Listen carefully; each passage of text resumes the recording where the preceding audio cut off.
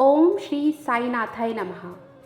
बाबा, आज आपके समक्ष श्री साई सचरित्र का अध्याय 2 का पाठ करने जा रही हूँ। देवा, कृपा दृष्टि बनाए रखना, श्रद्धा की लाज रखना बाबा।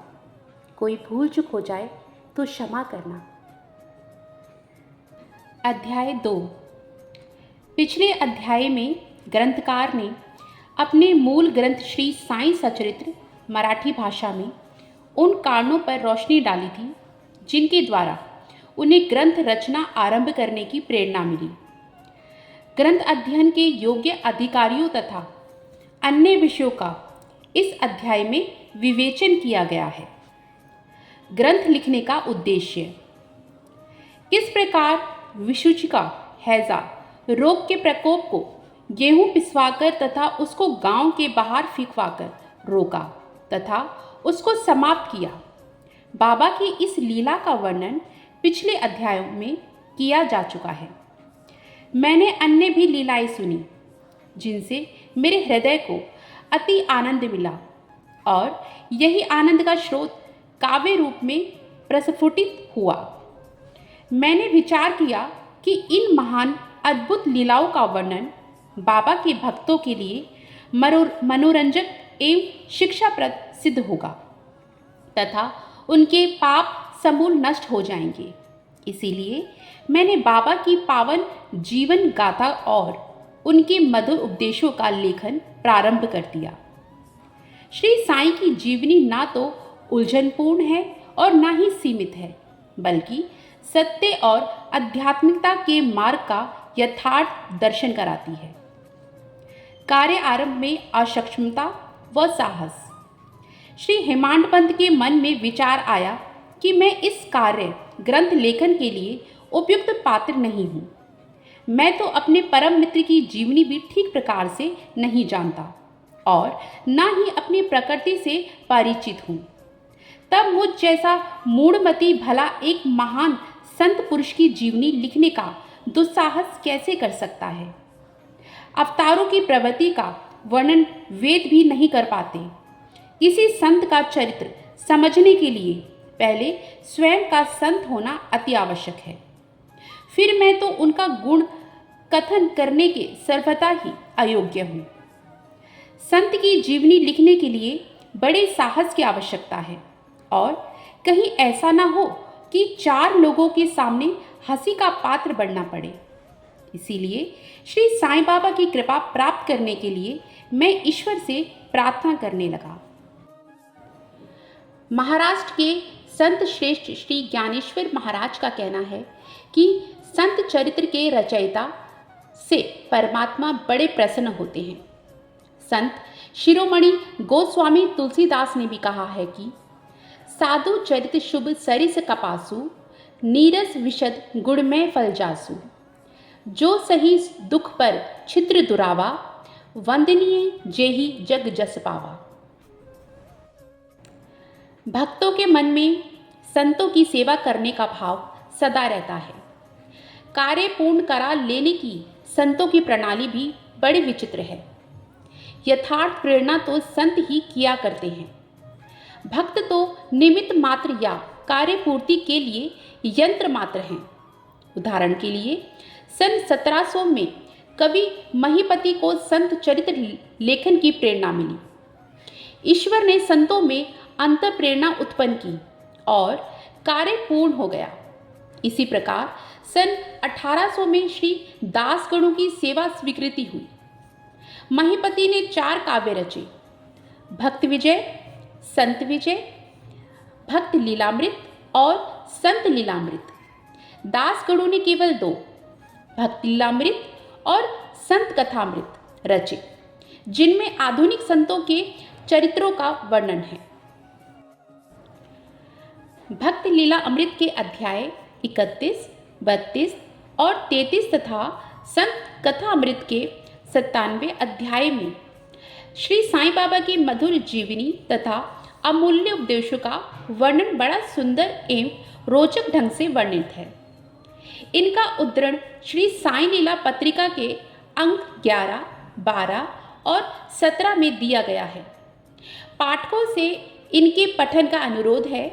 इसी प्रकार श्री साईं बाबा की विचित्र लीलाओं का वर्णन एक अति मनमोहक लघु पुस्तिका श्री साईनाथ भजन माला में किया गया है।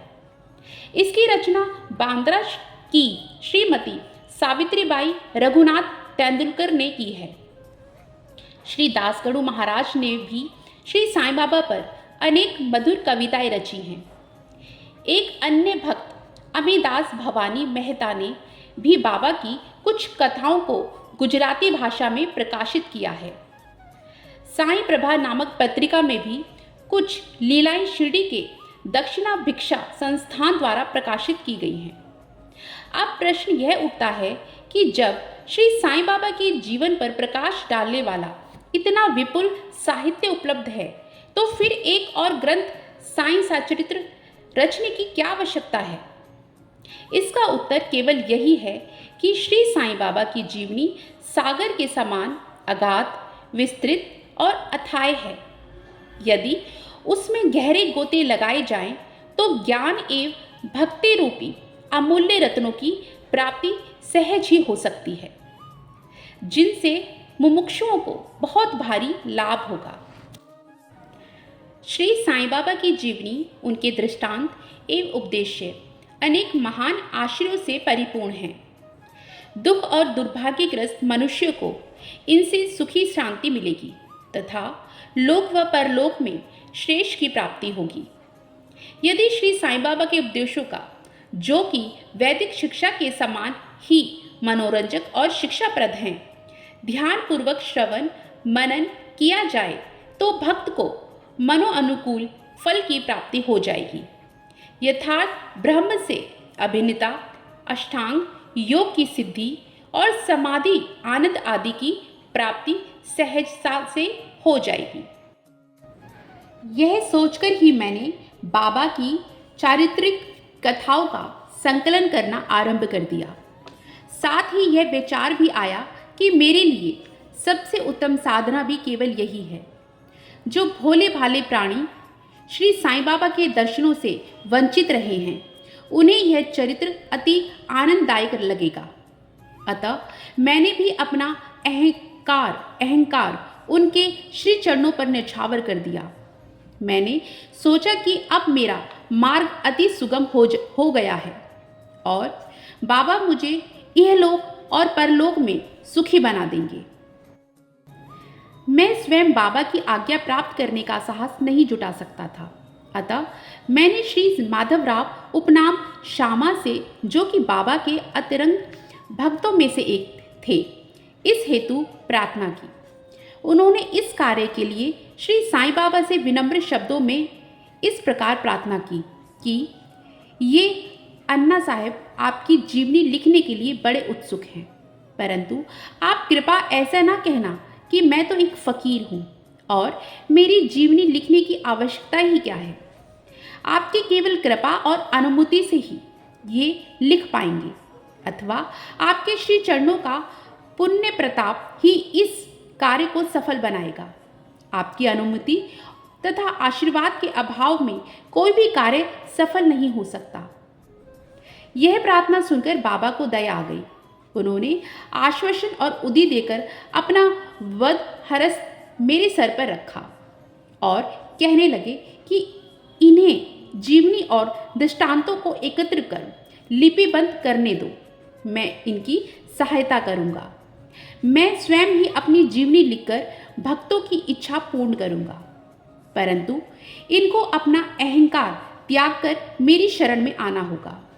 जो अपने जीवन में इस प्रकार आचरण करता है, उसकी मैं बहुत सहायता करता हूँ। मेरी जीवन कथाओं की बात तो सहज है। मैं तो इन्हें घर बैठे अनेक प्रकार से सहायता पहुँचाता हूँ। जब इनका अहंकार पूरी तरह नष्ट हो जाएगा और खोजने पर भी जरा भी नहीं मिलेगा, तब मैं इनके अंतःकरण में प्रकट होकर स्वयं ही अपनी जीवनी लिखूंगा। मेरे चरित्र और उपदेशों को सुनने मात्र से ही भक्तों के हृदय में सदा जागृत होकर सरलतापूर्वक आत्मानुभूति एवं परमानंद की प्राप्ति हो जाएगी। ग्रंथ में अपने मत का स्थापन और दूसरों का खंडन तथा अन्य किसी विषय के पक्ष या विपक्ष में व्यर्थ के वाद विवाद की कुचेष्टा नहीं होनी चाहिए। हेमांड पंत की अर्थपूर्ण उपाधि। श्री काका साहेब दीक्षित व नाना साहेब चांदोरकर मेरे घनिष्ठ मित्रों में से थे। उन्होंने मुझसे शिरडी जाकर श्री साईं बाबा के दर्शन करने का अनुरोध किया। मैंने उन्हें वचन भी दिया, परंतु कुछ बाधा आ जाने से मैं शिरडी नहीं जा सका। मेरे एक घनिष्ठ मित्र का पुत्र लोनावला में बीमार हो गया था। उन्होंने सभी संभव आदि भौतिक और आध्यात्मिक उपचार किए, परंतु लाभ कुछ भी नहीं हुआ। अंत में उन्होंने अपने गुरुदेव को उनके सिराने बिठाया, परंतु परिणाम पहले जैसा ही रहा। यह घटना देखकर मेरे मन में विचार आया कि जब गुरु एक बालक के प्राणों की रक्षा करने में भी सक्षम नहीं है, तब उसकी उपयोगिता ही क्या है? और जब उनमें कोई सामर्थ्य ही नहीं है, तब फिर शिरडी जाने से क्या लाभ है? ऐसा सोचकर मैंने यात्रा स्थगित कर दी, परंतु जो होना होता है वो तो होकर ही रहता है। प्रांताधिकारी नाना साहेब चांदोरकर बसई के दौरे पर जा रहे थे। वे ठाणा से दादर पहुंचे तथा बसई जाने वाली गाड़ी की प्रतीक्षा कर रहे थे। तभी बांद्रा लोकल आ पहुंची, जिसमें बैठकर वे बांद्रा पहुंचे तथा शिरडी यात्रा स्थगित करने के लिए मुझे आड़े हाथों लिया। नानी साहब का तर्क मुझे उचित तथा सुखदायी लगा। फलस्वरूप मैंने उसी रात्रि को सामान बांधकर शिरडी को प्रस्थान कर दिया। मैंने सीधे दादर जाकर वहां से मनमाड़ की गाड़ी पकड़ने का कार्यक्रम बनाया। इस निश्चय के अनुसार मैंने दादर जाने वाली गाड़ी के डब्बे में प्रवेश किया। गाड़ी छूटने ही वाली थी कि तभी एक यवन मेरे डब्बे में आया और मेरा सामान देकर मुझसे मेरा गंतव्य स्थान पूछने लगा। मैंने अपना कार्यक्रम उसे बतला दिया। उसने मुझसे कहा कि मनमाड़ की गाड़ी के लिए सीधे बोरी बंदर से होकर जाओ। यदि यह एक साधारण सी घटना घटित न हुई होती तो मैं अपने कार्यक्रम के अनुसार दूसरे दिन शिरडी न पहुंच सकने के कारण अनेक प्रकार की कुशंकाओं से घिर जाता, परंतु ऐसा घटना ना था। भाग्य ने साथ दिया और दूसरे दिन 9-10 बजे के पूर्व ही मैं शिरडी पहुंच गया।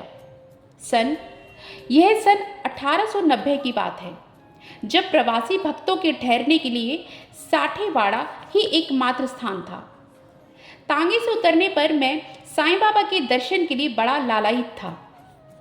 उसी समय भक्त प्रवर श्री तात्या साहेब नूलकर मस्जिद से लौटे ही थे। उन्होंने बताया कि इस समय श्री साईं बाबा मस्जिद के मोड़ पर ही हैं। अभी केवल उनके दर्शन ही कर लो और फिर स्नान आदि से निवृत्त होने के पश्चात आराम से भेंट करने जाना। यह सुनते ही मैं दौड़कर गया और बाबा का चरण वंदन किया। मेरी प्रसन्नता का पारावार न रहा। मुझे क्या नहीं मिल गया था। मेरा शरीर उल्सहित सा हो गया था। भूख प्यास जाती रही। जिस क्षण से उनके चरणों को स्पर्श प्राप्त हुआ, मेरे जीवन में एक नया आनंद प्रवाह बहने लगा। मैं उनका सदैव के लिए ऋणी हो गया। उनका यह उपकार मैं कभी भूल नहीं सकूंगा। मैं सदा उनका स्मरण कर उन्हें मन ही मन प्रणाम किया करता हूँ। जैसा कि मुझे अनुभव हुआ कि साईं के दर्शन में ही यह विशेषता है कि विचार परिवर्तन तथा विगत कर्मों का प्रभाव शीघ्र मंद पड़ने लगता है और धीरे धीरे अनासक्ति और सांस्कृतिक भोगों से वैराग्य बढ़ता जाता है। केवल पिछले जन्मों के अनेक शुभ संस्कार एकत्रित होने पर ही ऐसा दर्शन मिल पाना संभव हो सकता है। जोशपूर्ण बहस। शिरडी पहुंचने के पहले ही बाला साहिब तथा मेरे बीच गुरु की आवश्यकता पर जोशपूर्ण बहस छिड़ गई। मेरा मत था कि जब कर्म करना ही पड़ता है तब गुरु की आवश्यकता क्यों? प्रत्येक को पूर्ण प्रयत्न कर स्वयं को आगे बढ़ाना चाहिए। गुरु शिष्य के लिए करता ही क्या है? वह तो सुख से नींद का आनंद लेता है। इस प्रकार मैंने स्वतंत्रता पूर्वक अपना पक्ष लिया और बाला साहेब ने प्रारंभ किया। उन्होंने कहा कि जो विधाता ने लिख दिया है वह घटित होकर रहेगा। इसमें उच्च कोटि के महापुरुष भी असफल हो गए हैं। कहावत है, मेरे मन कछु और है, साईं के मन कछु और। फिर परामर्श युक्त शब्दों में बोले, भाई साहब, यह निरी विद्वता छोड़ दो, यह अहंकार तुम्हारी कुछ भी सहायता न कर सकेगा। इस प्रकार दोनों पक्षों के खंडन मंडन में लगभग 1 घंटा व्यतीत हो गया और सदैव की भांति कोई निष्कर्ष न निकल सका। इसीलिए तंग और विवश होकर विवाद स्थगित करना पड़ा। परिणाम यह हुआ कि मेरी मानसिक शांति भंग हो गई तथा मुझे लगा कि जब तक घोर दैहिक बुद्धि और अहंकार ना हो तब तक विवाद संभव नहीं। वस्तुतः यह अहंकार ही विवाद की जड़ है। जब अन्य लोगों के साथ मैं मस्जिद गया तब बाबा ने काका साहेब को संबोधित कर प्रश्न किया कि साठेवाड़े में क्या चल रहा था, किस प्रकार पर, किस विषय पर विवाद था। फिर मेरी ओर देखकर बोले कि इन हेमांड पंत ने क्या कहा। ये शब्द सुनकर मुझे घोर आश्चर्य हुआ। साठेवाड़ा और मस्जिद में पर्याप्त अंतर था। सर्वज्ञ या अंतर्यामी हुए बिना बाबा को विवाद का ज्ञान भला कैसे हो सकता था। मैं सोचने लगा कि बाबा हेमांड पंत के नाम से मुझे क्यों संबोधित कर रहे हैं। यह शब्द तो हेमाद्री पंत का अपभ्रंश है। हेमाद्री पंत देवनिगिरी के यादव राजवंशी महाराजा महादेव और रामदेव के प्रसिद्ध मंत्री थे। वे उच्च कोटि के विद्वान, उत्तम प्रकृति और चतुर्वर्ग चिंतामणि, जिसमें आध्यात्मिक विषयों का विवेचन है, और राज प्रशंसित जैसे उत्तम काव्यों के रचयिता थे। उन्होंने ही हिसाब किताब रखने की नवीन प्रणाली का आविष्कार किया और बही खाते की पद्धति को जन्म दिया था। और कहाँ मैं इसके विपरीत एक अज्ञानी, मूर्ख और मंदमती हूँ। अतः मेरी समझ में यह न आ सका कि मुझे इस विशेष उपाधि से विभूषित करने का आशय क्या है। आखिर में इस निष्कर्ष पर पहुंचा कि कहीं मैं अहंकार को नष्ट करने के लिए ही तो बाबा ने इस अस्त्र का प्रयोग नहीं किया है, ताकि मैं भविष्य में सदैव के लिए निर्भिमानी एवं विनम्र हो जाऊं, अथवा कहीं यह मेरे वाक चातुर्य के उपलक्ष्य में मेरी प्रशंसा तो नहीं है। भविष्य पर विचार किया तो स्पष्ट हुआ कि बाबा के द्वारा हेमांड पंत की उपाधि से विभूषित करना कितना अर्थपूर्ण था।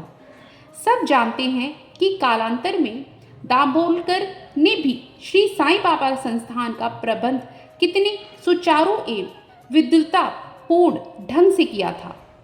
हिसाब किताब आदि कितने उत्तम प्रकार से रखे तथा साथ ही साथ महाकाव्य साईं सचरित्र की रचना भी की। उस ग्रंथ में महत्वपूर्ण और आध्यात्मिक विषयों जैसे ज्ञान, भक्ति, वैराग्य, शरणागति एवं आत्मनिवेदन आदि का समावेश है। गुरु की आवश्यकता। इस विषय में बाबा ने क्या विचार प्रकट किए, इस पर हेमांड पंत द्वारा लिखित कोई लेख या स्मृति पत्र प्राप्त नहीं है, परंतु काका साहेब दीक्षित ने इस विषय पर उनके लेख प्रकाशित किए हैं। बाबा से भेंट करने के अगले दिन हेमांड पंत और काका साहेब ने मस्जिद में जाकर घर लौटने की अनुमति मांगी। बाबा ने अनुमति दे दी। किसी ने प्रश्न किया, बाबा कहाँ जाएं? उत्तर मिला, ऊपर जाओ। प्रश्न किया किसी ने, मार्ग कैसा है? बाबा ने कहा, नाना पथ है, यहाँ से भी एक मार्ग है, लेकिन यह मार्ग कठिन है तथा शेर और भेड़िए भी मिलते हैं। काका साहेब ने कहा, यदि मार्गदर्शक भी साथ हो तो? बाबा ने कहा, तब कोई परेशानी नहीं होगी। मार्गदर्शक तुम्हारी शेर, भेड़िए और खंडकों से रक्षा कर तुम्हें सीधे निर्दिष्ट स्थान पर पहुंचा देगा, परंतु उसके अभाव में जंगल में मार्ग भूलने या गड्ढे में गिर जाने की संभावना है। दाभोलकर भी उपयुक्त प्रसंग के अवसर पर वहां उपस्थित थे। उन्होंने सोचा कि जो कुछ बाबा कह रहे हैं वह गुरु की आवश्यकता क्यों है, इस प्रश्न का उत्तर है। उन्होंने सदा के लिए मन में गांठ बांध ली कि अब कभी भी इस विषय पर वाद विवाद नहीं करेंगे कि स्वतंत्र या परतंत्र व्यक्ति आध्यात्मिक विषयों के लिए कैसा सिद्ध होगा, बल्कि इसके विपरीत यथार्थ में परमार्थ लाभ केवल गुरु के उपदेश पालन में ही निहित है। मैं बाबा के श्री चरणों में यही प्रार्थना करती हूँ कि जिस भी साईं भक्त ने श्री साईं सचरित्र अध्याय 2 का पाठ पूरे सच्चे मन से भक्ति भाव से किया है, बाबा उस पर हमेशा अपना आशीर्वाद बनाए रखना। उसके जीवन में जितनी भी कठिनाइयाँ हैं, जितनी भी परेशानियाँ हैं बाबा, दुख तकलीफ़ें हैं, उनको ख़त्म कर देना। अनंत कोटि ब्रह्मांड नायक राजाधिराज योगीराज परब्रह्म श्री सच्चिदानंद सद्गुरु साईनाथ महाराज की जय। ओम साई राम, जय जय साई राम। बाबा सबका भला करे।